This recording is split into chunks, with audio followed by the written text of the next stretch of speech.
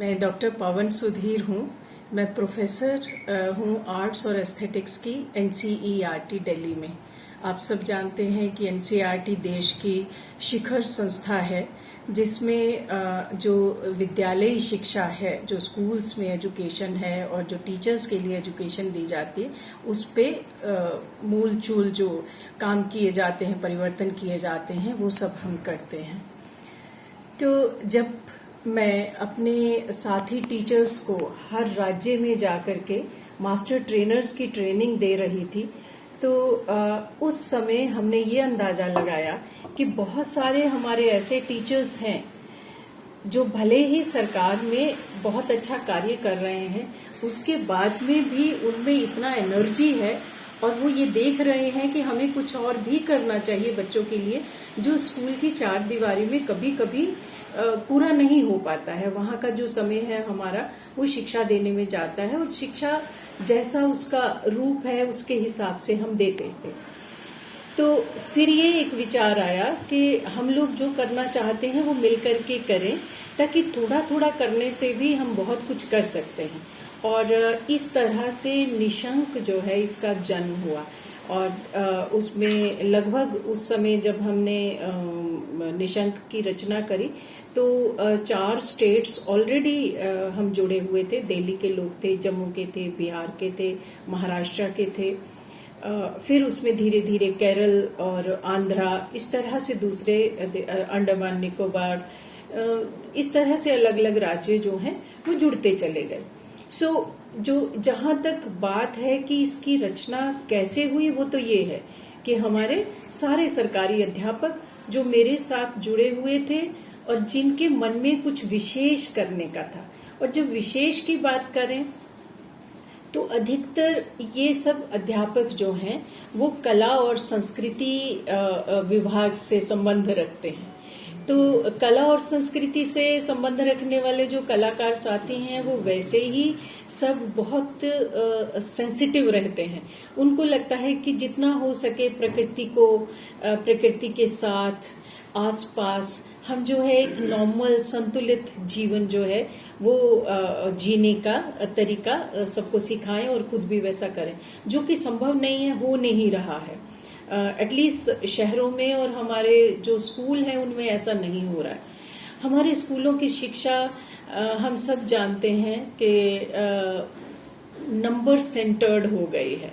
कितना number English में लिया, कितना साइंस में लिया, कितना मैथ्स में लिया, 99% है कि 100% है। बच्चा अच्छा है, मानव अच्छा है, वो उसका सेहत अच्छी है, वो कुछ जीवन में अच्छा करना चाहता है, इसके ऊपर विशेष बात नहीं होती है।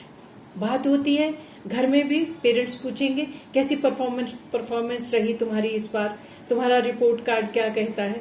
टीचर्स भी लगभग यही बात कहते हैं। तो फिर जीने की कला कौन सिखाएगा?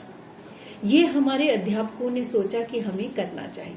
तो इस जो ये निशंक का नाम भी वहीं से पड़ा।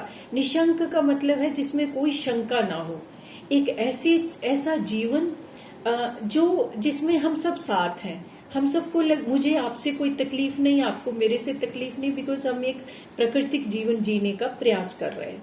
अब ये कैसे किया जाए? तो इसमें हमने लिया Nishank for education, arts and culture. जब तक हम लोग एजुकेशन नहीं ऐसी करेंगे तब तक कुछ नहीं होगा। उसमें से कला यदि निकल जाएगी तब कुछ नहीं होगा। कल्चर जो हमारी संस्कृति है, यदि वो नहीं बनेगी तो ये सब कुछ जो है ये टाइम बीइंग होगा। आज एक कैंपेन करी, खत्म। जैसे आपने देखा बहुत सारी संस्थाएं पर्यावरण पे काम कर रहे हैं। हजारों, भारतवर्ष में हजारों संस्थाएं ऐसी हैं जो पर्यावरण के लिए काम कर रही हैं, पर फिर भी पर्यावरण में सुधार नहीं हो रहा है। तो कुछ तो कमी है हमारे में। हम लोग जो है अध्यापक, हम सब अपने बच्चों के साथ, अपने विद्यार्थियों के साथ जुड़े हुए हैं। और सरकारी स्कूलों से हैं तो वो एक आम वर्ग से, मतलब एक उच्च वर्ग के साथ जुड़े हो, ये जरूरी नहीं। आम जनता जो है वो 80% से ज्यादा है, और जो विशेष है वो तो कभी कभी सुनते भी नहीं है, और कभी सुनते हैं तो बहुत देर बाद सुनते हैं।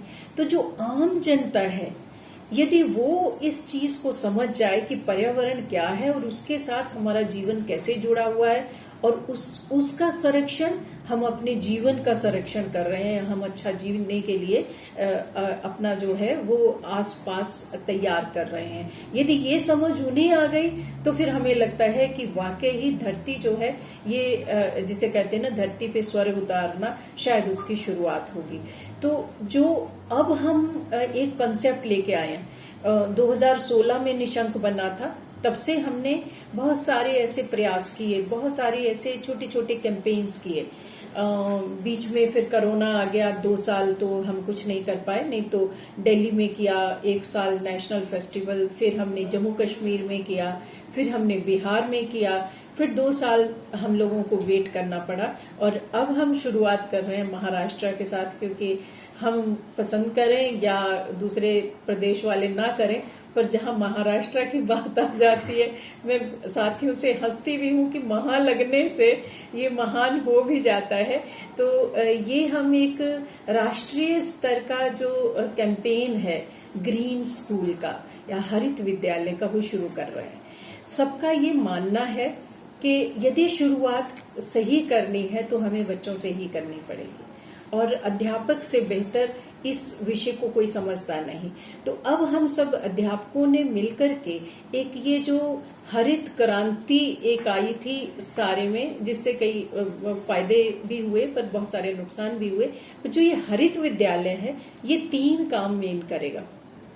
एक तो है कि छोटे छोटे स्टेप्स, बड़ी बड़ी बातें नहीं, छोटे छोटे स्टेप्स, जैसे एक छोटी सी एक्टिविटी है, हम बच्चों को ये करवाएं यदि कि अपने घर में आप देखिए कि आपके डस्टबिन में जो कचरा होता है उसमें क्या क्या ज्यादा होता है, तो आप पाएंगे कि हर घर में, जो एक मिडिल क्लास फैमिली वाला घर है, उसमें पॉलिथीन, पैकेजिंग, फॉइल और बहुत सारे रैपर्स, ये सब हमें देखने को मिलेगा।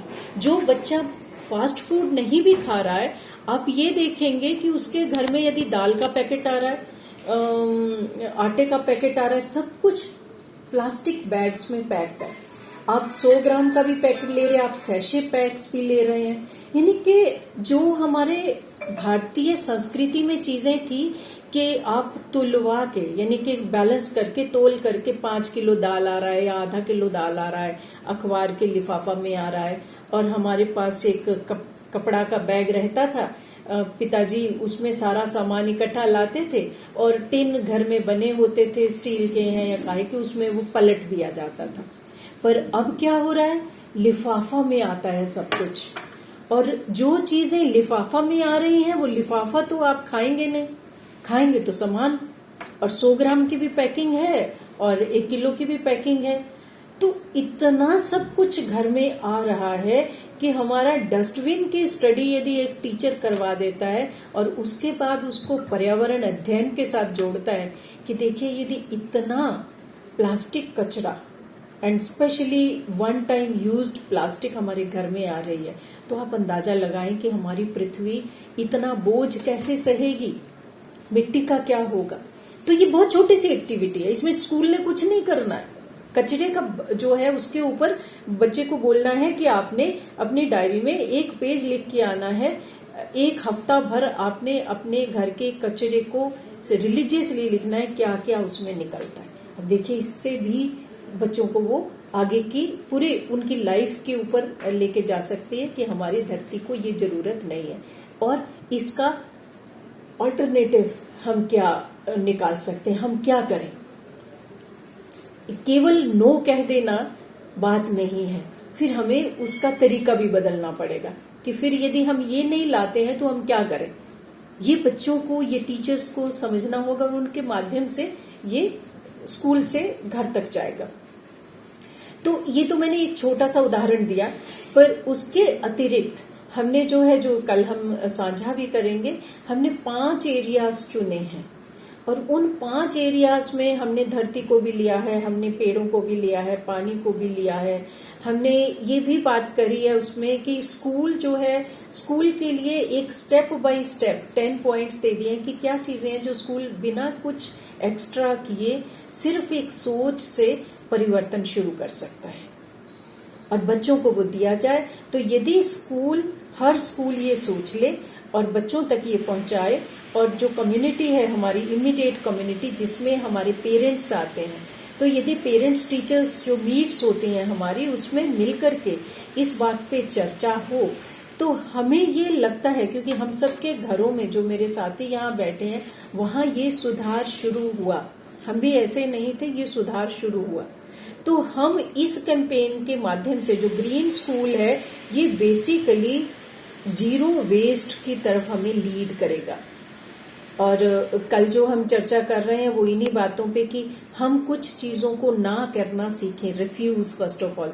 हमारे प्राइम मिनिस्टर ने भी पीछे चर्चा करी यूनेस्को के जो यूएन बॉडी के डायरेक्टर जनरल हैं उनके साथ, तो उन्होंने पर्यावरण की चिंता के ऊपर जो है जब बात करी तो उन्होंने भी ये पॉइंट दोहराए। अभी की बात है पिछले महीने, तो अक्टूबर के महीने में काफी कवरेज भी उसको मिला कि मोदी जी ने वहां पे ये कहा कि हम अपने देश में इन चीजों को इमीडिएटली लागू करेंगे। और वैसे भी सरकार, हर सरकार, आप महाराष्ट्र सरकार को ही देखिए, मतलब ये कोई आज की बात नहीं है, हम लोग कई सालों से इसके ऊपर पॉलिसीज बना रहे हैं और प्रेशर दे रहे हैं, पर बस अब जो है सक्रिय होने की बात है, एक्टिव होने की बात है। तो हमने उसमें किया है कि मैं रिफ्यूज करना सीखूं। फॉर एग्जाम्पल, मैं कहीं भी प्रोग्राम में जाती हूँ, जाके पानी की एक बोतल रख देते हैं, मैं ये कहती हूँ मुझे इतना पानी नहीं चाहिए, बोतल ले जाओ, बजाय इसके कि मैं उसे खोल लूं, 2 घूंट पीऊं और उस बोतल को वहां छोड़ के आ जाऊं, क्योंकि यही हो रहा है। और ये मेरे को समझ तब आई जब हमारे यहाँ एनसीईआरटी में एक मीटिंग थी, और वो मीटिंग आधे घंटे की थी, पर हाई लेवल मीटिंग्स होती हैं, तो हम सबके पास पानी की बोतल रख दी गई। उसके 1 घंटे बाद दूसरी मीटिंग थी जिसको मैंने कोऑर्डिनेट करना था, तो जब मैं वहां गई तो वहां से वो इतनी बॉटल्स उठा के लेके गए और टॉयलेट में उसको खाली किया, और बॉटल का कचरा जो हुआ अलग। नाउ इस चीज को मैं आपको जो है वो क्लियर शब्दों में ये बता रही हूँ कि हर एक गिलास पानी के लिए, जो आरओ का पानी होता है, 4 गिलास पानी वेस्ट होते हैं, तब जाके 1 गिलास आरओ का पानी निकलता है। आप देखिए, हम लोग हजारों बॉटल्स रोज की वेस्ट अपनी एक इंस्टीट्यूट में कर रहे थे। तो ये चीज जब तक मुझे अवेयरनेस नहीं होगी और मैं उसका कोई ऑल्टरनेटिव नहीं सोचूंगी, तब तक मैं खिलवाड़ कर रही हूँ। एक तरफ लोगों को पानी नहीं पीने का मिल रहा, तो ये हमने जो है रिफ्यूज, फिर जो है रिड्यूस, अपनी नीड्स को कैसे रिड्यूस करें, कल इस पे खुल के चर्चा होगी, मुझे आशा है आप तक भी वो चीजें पहुंचेंगी। फिर ये है कि रीयूज, ऐसी चीजें लें जिसको बारी बारी रीयूज करें, जैसे हमारे पेरेंट्स करा करते थे। और उसके बाद नंबर आता है रिसाइकिल, क्योंकि आप सब जानते हैं कि सब कुछ रिसाइकिल नहीं होता है, बहुत कुछ हमारा जो डंपिंग ग्राउंड होता है उसमें जाता है। मैंने 2016 में जो दिया था अपना,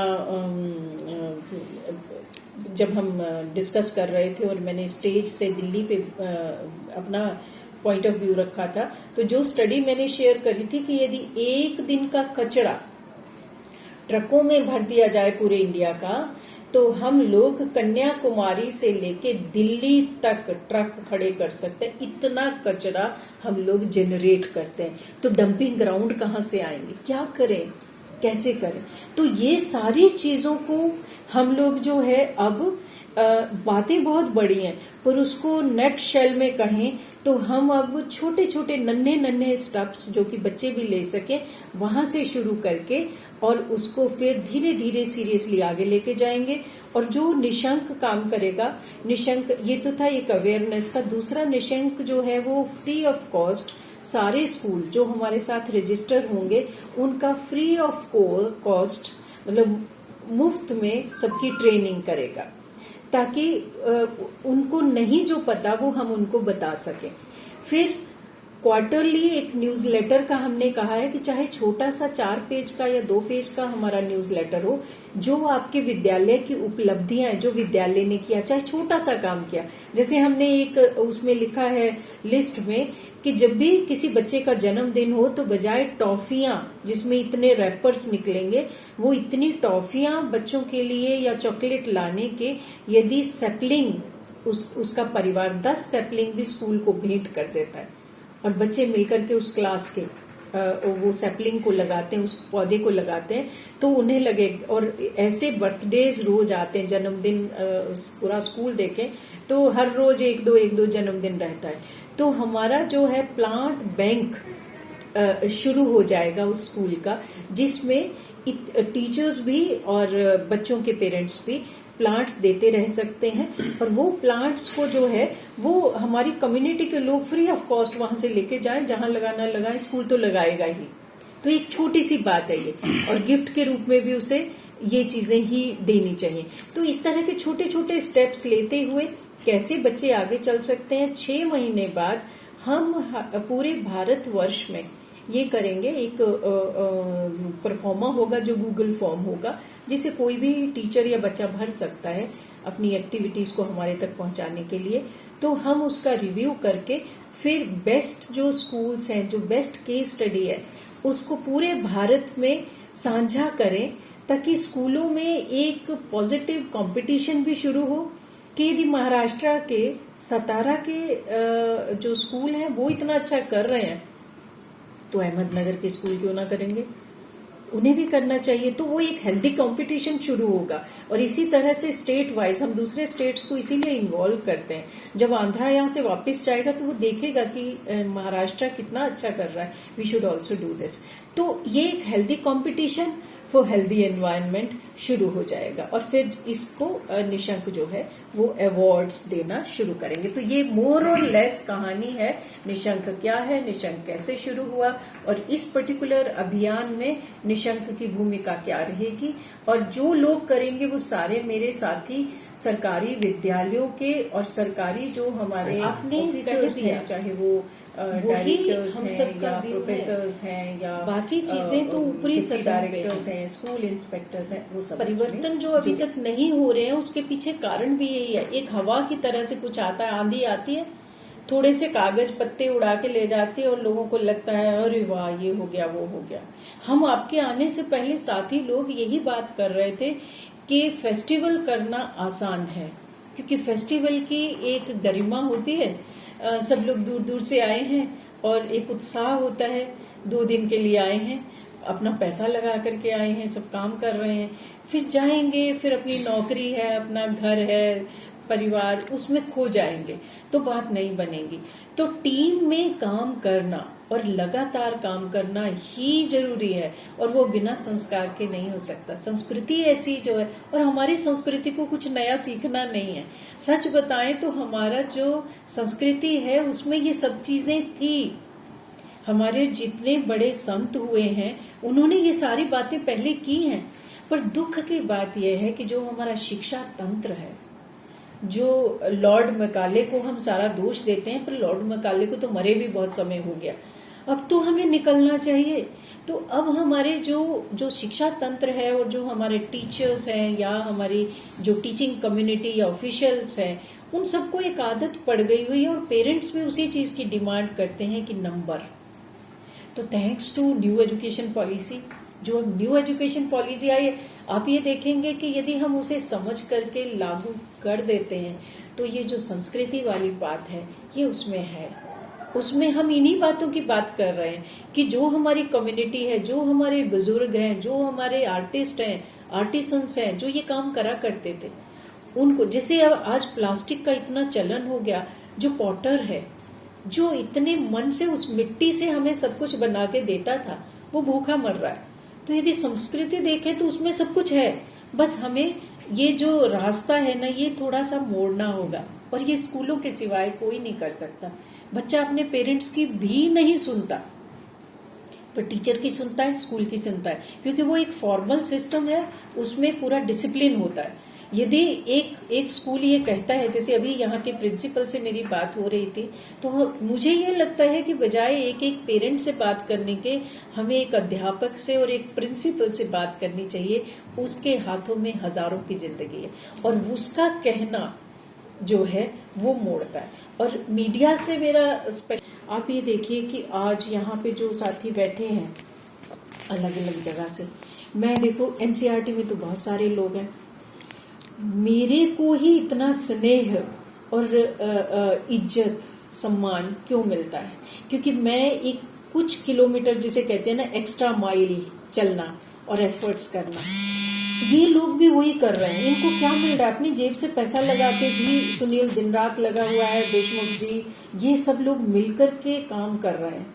और अब हम लोगों को ये है, हम ये नहीं कहे कि एक रात में बदलेगा, पर हमारा टारगेट है कि हम इस 3 महीने में 1000 स्कूल को रजिस्टर करेंगे। 1000 स्कूल का मतलब आप अंदाजा लगाइए, यदि 500 बच्चा भी है तो आप 5 लाख बच्चों तक जो है पहुंच रहे हैं। तो आप इतने बच्चों तक पहुंचते हैं और वो 5% भी चेंज शुरू करता है, तो आप देखिए ग्राफ ऐसे जाना शुरू हो जाएगा। आज जो ऐसे जा रहा है या अनचेक्ड जा रहा है, कम से कम लोग देखना तो शुरू करेंगे। मैं घर से आती हूँ तो मैं अपने पास कपड़े का छोटा टॉवल रखती हूँ, ताकि मुझे टिश्यू पेपर्स, नैपकिन्स इतने जो हैं वो यूज करके मैं अफोर्ड कर सकती हूँ। वो बहुत सस्ते हैं और मैं अफोर्ड कर सकती हूँ। लोग इसको वो मानते हैं कि एक टिश्यू पेपर ऐसे निकाला, फिर हाथ पोंछा, फिर ये किया, पर मैंने तौलिया रखना शुरू कर दिया, क्योंकि मुझे शर्म नहीं आती है, मुझे इज्जत महसूस होती है कि मैं कुछ ऐसा कर रही हूँ। एरोप्लेन में भी मैंने उनका ना लेकर के जो चीजें नहीं लेनी थी पहले बोल दिया ले जाओ, मुझे जितना चाहिए मैं उतना लूंगी, और फिर जो मुझे नहीं चाहिए वो आप उठा लो, मैं अपना जो लाई हूँ उसके साथ हाथ पहुंच लिया। 4 लोग देखते हैं, उनको असर होता है और मुझे तो बहुत खुशी मिलती है। तो हम यदि परिवर्तन शुरू करेंगे तो थोड़े से ग्राफ चेंज होना शुरू हो जाएगा।